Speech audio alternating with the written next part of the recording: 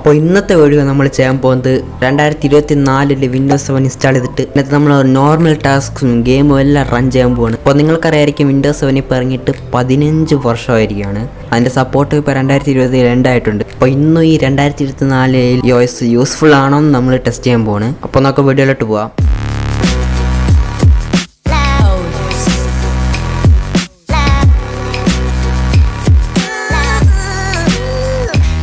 അപ്പോൾ hi friends, ഞാൻ Kachoos channel for choose friends YouTube ചാനലിലേക്ക് സ്വാഗതം. അപ്പം നമ്മൾ ഇന്നത്തെ വീഡിയോ ചെയ്യാൻ പോകുന്നത് ഞാൻ ആദ്യം ഇൻട്രോയിൽ തന്നെ പറഞ്ഞിട്ടുണ്ടാവും, നമ്മൾ വിൻഡോസ് 7 ഇൻസ്റ്റാൾ ചെയ്യാൻ പോവാണ്, എന്നിട്ട് ഗെയിംസ് ഒക്കെ ടെസ്റ്റ് ചെയ്യാൻ പോവാണ്. അതാണ് ഇന്നത്തെ വീഡിയോയിൽ ചെയ്യാൻ പോകുന്നത്.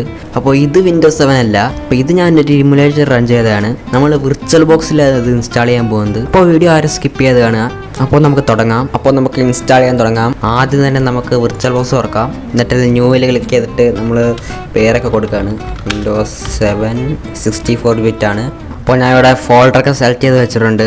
iOS നമുക്ക് പിന്നെ ചെയ്യാം. എന്നിട്ട് നമ്മൾ നെക്സ്റ്റ് കൊടുക്കുകയാണ്. എന്നിട്ട് റാം നമ്മളൊരു 4 ഒക്കെ വെക്കുകയാണ്. ഞാനൊരു 6 വെക്കുകയാണ്. ഹാർഡ് ഡിസ്ക് സ്പേസ് നമ്മൾ ഒരു 63 ഒക്കെ വെച്ചിട്ടുണ്ട്. അതൊക്കെ മതി. എന്നിട്ട് നമുക്ക് അവസാനത്തെ കാര്യം ചെയ്യാം. സ്റ്റോറേജിൽ പോയിട്ട് നമ്മൾ ISO സെലക്ട് ചെയ്യണം. അപ്പോൾ ഞാൻ കുറേ ISO ഇവിടെ ഡൗൺലോഡ് ചെയ്ത് വെച്ചിട്ടുണ്ട്. ഞാൻ വിൻഡോസ് 7 അടുത്ത് സെലക്ട് ചെയ്ത് ഓപ്പൺ ചെയ്തു. എന്നിട്ട് ഓക്കെ ആക്കി. ഇനി നമുക്ക് സ്റ്റാർട്ട് ചെയ്യാം. കുറച്ച് നേരം എടുക്കുന്നുണ്ട്. അതാ വന്നിട്ടുണ്ട്, ലോഡ് ആവുകയാണ്. ഞാൻ ഒന്ന് ഫുൾ സ്ക്രീൻ ആക്കുകയാണ്.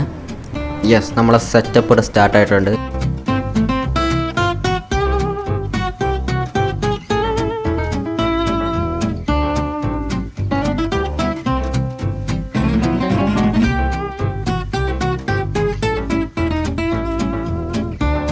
യെസ്, നമ്മളെ വിൻഡോസ് 7 ഇവിടെ ബൂട്ടായി വന്നിരിക്കുകയാണ്.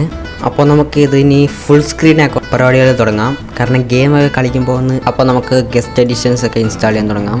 ഞാൻ ഒന്ന് ഫാസ്റ്റ് ഫോർവേഡ് ചെയ്യാണ് വീഡിയോ.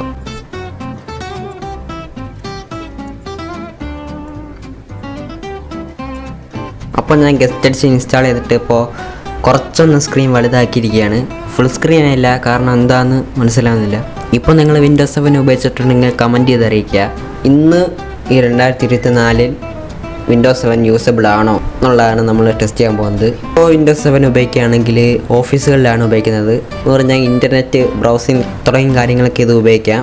അതുകൊണ്ട് നമുക്ക് ആദ്യം തന്നെ ഇൻ്റർനെറ്റ് എക്സ്പ്ലോറർ ഓപ്പൺ ചെയ്ത് വെക്കാം. അപ്പോൾ ഏതെങ്കിലും ഒരു ലിങ്ക് അടിക്കുക, യൂട്യൂബ് അടിച്ച് വെക്കാം.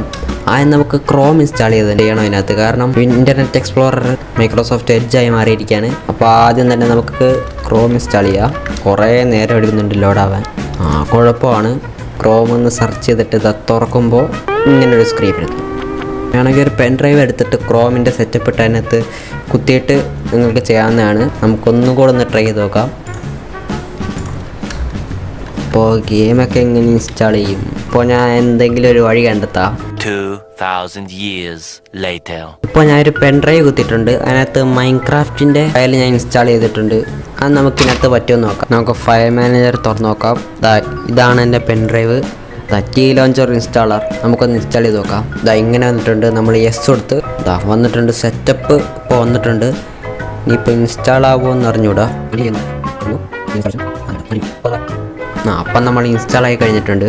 കണ്ടിന്യൂ ചെയ്യുകയാണ്. അപ്പോൾ ഞാൻ കുഡ് നോട്ട് ഓപ്പൺ റിക്വസ്റ്റ് എന്തോ ഒരു എറർ വന്നിരിക്കുകയാണ്.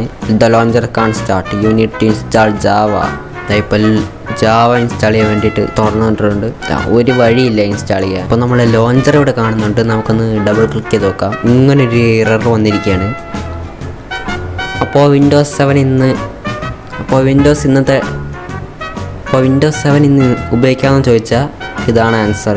ഉപയോഗിക്കാൻ പറ്റില്ല. കാരണം ബ്രൗസിങ് പോലും ചെയ്യാൻ പറ്റുന്നെങ്കിൽ പിന്നെ എന്ത് ചെയ്യാനായത് വെച്ച് ഇതിനെക്കാട്ടുള്ളത് വിൻഡോസ് 10 ഉപയോഗിക്കുന്നതാണ്. ഒരു 4 GB റാം ഉണ്ടെങ്കിൽ നിങ്ങൾക്ക് വിൻഡോസ് 10 ഉപയോഗിക്കുന്നതാണ്. അതാണ് ഇതിനെക്കാട്ടി നല്ലത്. എന്നാൽ അടുത്ത കൊല്ലം അതിൻ്റെ സപ്പോർട്ട് കഴിയും. അതൊരു കുഴപ്പമാണ്. അപ്പോൾ ഇതാണ് നമ്മളെ വിൻഡോസ് 7 വിശേഷങ്ങൾ. അപ്പോൾ നിങ്ങൾ വിൻഡോസ് 7 ഉപയോഗിച്ചിട്ടുണ്ടെങ്കിൽ കമൻറ്റ് ചെയ്ത് അറിയിക്കുക. നിങ്ങൾ വിൻഡോസ് 7 ഉപയോഗിച്ച ആ സിസ്റ്റത്തിൻ്റെ സ്പെക്സും കൂടെ ഒന്ന് കമൻറ്റ് ചെയ്യുക.